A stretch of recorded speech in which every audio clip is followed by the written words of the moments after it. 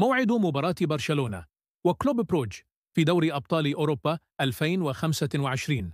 والقنوات الناقلة: يستعد فريق برشلونة الإسباني لمواجهة قوية أمام كلوب بروج البلجيكي اليوم الأربعاء 5 من نوفمبر 2025 ضمن الجولة الرابعة من دور المجموعات لدوري أبطال أوروبا، وذلك على أرضية ملعب لويس كومبانيس الأولمبي في برشلونة. ويحتل البارسا المركز الثاني في ترتيب المجموعة برصيد 6 نقاط، بينما يتواجد كلوب بروج في المركز الرابع برصيد 3 نقاط. ويسعى برشلونة لتحقيق الفوز من أجل تعزيز حظوظه في التأهل، فيما يأمل كلوب بروج في العودة للمنافسة.